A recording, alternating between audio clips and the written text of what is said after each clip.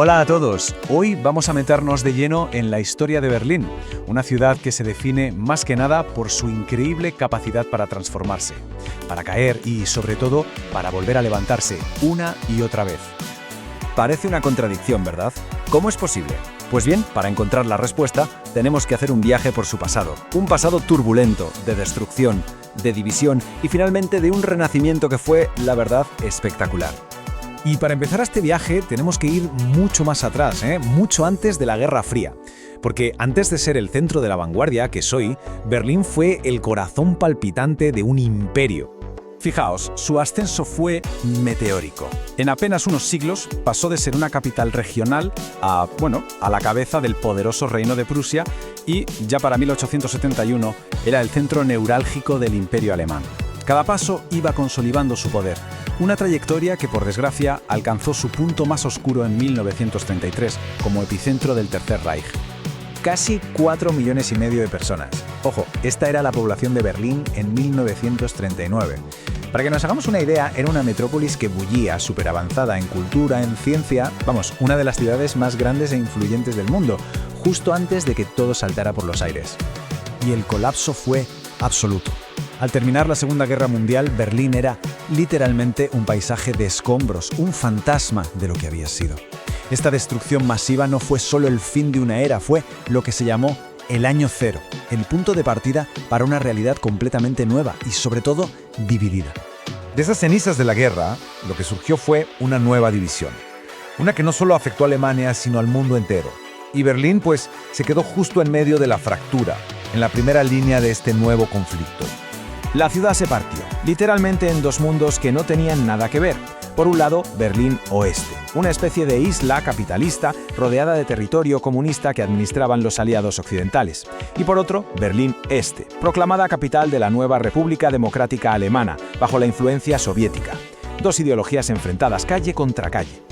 Claro, la diferencia entre los dos lados era tan brutal que millones de personas del este empezaron a huir hacia el oeste a través de Berlín. Para cortar esa sangría de gente y de talento, el gobierno de la RDA hizo algo drástico, algo brutal. Levantar un muro. 144 kilómetros. Esa es la distancia. Es una barbaridad, porque no es que solo partiese la ciudad en dos, es que rodeaba por completo Berlín Oeste, convirtiéndola en una isla de libertad atrapada en pleno bloque del este. Pero más allá del hormigón, de los kilómetros, el muro fue una auténtica tragedia humana. El precio de esa división fue terrible. Se habla de que entre 86 y, hasta 238 personas murieron intentando cruzar. Gente que solo buscaba la libertad. Un recordatorio muy oscuro de lo que estaba en juego.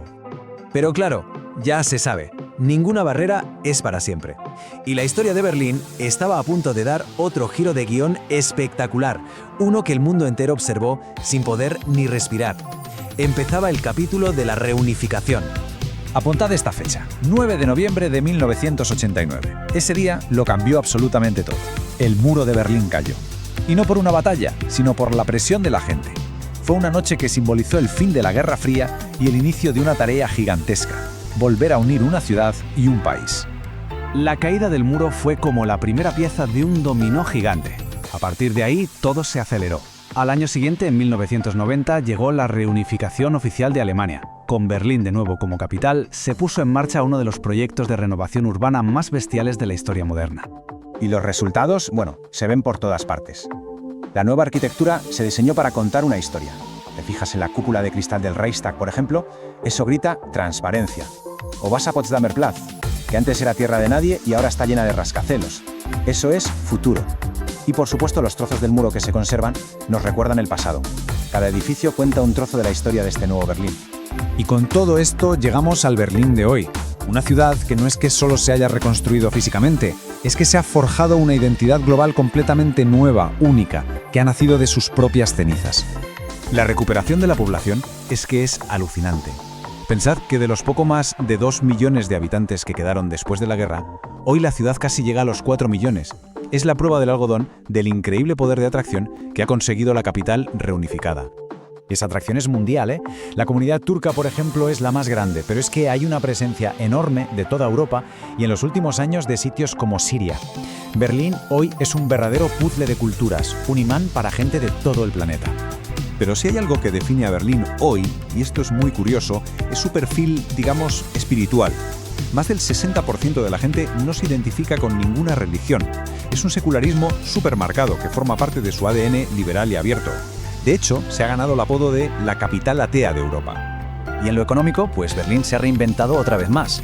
Ya no es la ciudad industrial de antes, ahora es un motor de tecnología, de creatividad, de turismo, de conocimiento. Es un hervidero de startups, de artistas, de estudiantes, un ecosistema súper vibrante donde la innovación y la cultura son el motor de todo. Y así, volvemos al principio. Berlín es la prueba de que se puede resurgir de las cenizas. Ha sido de todo, capital de un imperio, una ciudad en ruinas, el símbolo de la división. Y ahora es un faro de libertad y creatividad. Su historia nos enseña que las cicatrices, a veces, pueden convertirse en la base de una nueva identidad.